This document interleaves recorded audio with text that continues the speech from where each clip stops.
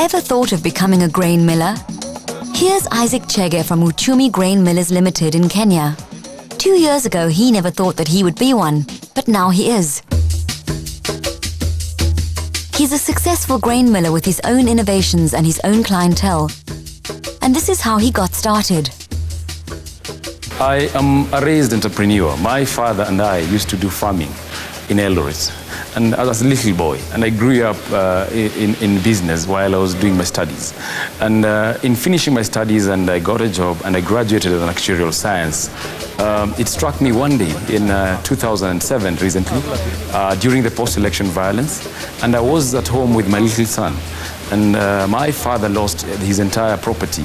There's about 30-40 million of his entire life in business, which had built over the years due to post-election violence. It was a bit of a saddening situation at that point.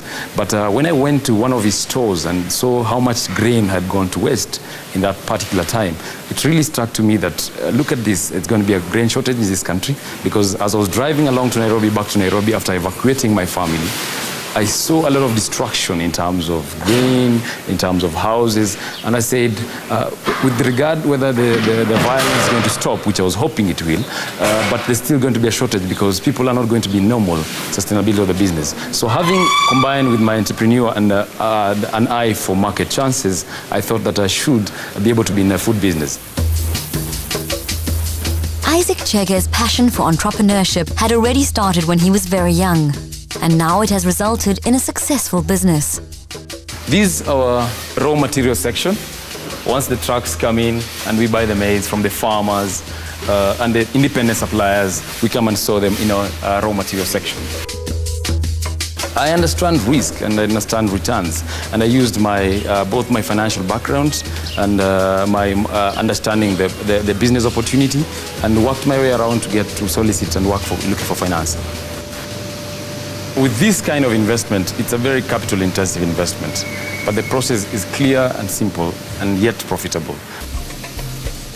Our design or our model is not only to just make a profit or not only to put the grain here and mill it. We have concepts that we believe are for our culture. We believe in milling grain, and also, like, for example, innovation is still a lot in our marketing because we engage the local communities, we engage the culture, their culture. We sometimes even brand the flour in the name of, for example, the organizations that are doing any donations, for example, NGOs. We brand them, Sosi, donated by so-and-so. We believe in our innovation in terms of delivering the service to the people. It's not only just milling the grain and taking it to the shop and waiting for people to buy. We're now a medium-sized miller to industrial milling, but not only to offer people flour, but to offer them novelty products that are more tasty, that are more friendly in terms of pricing, that have more better price and quality. So we intend to roll out countrywide, and we're working every day as hard as we can to be able to make sure that this product that we believe is superior reaches to every other region that deserve it. And by so doing, we look forward to employing as many people as possible.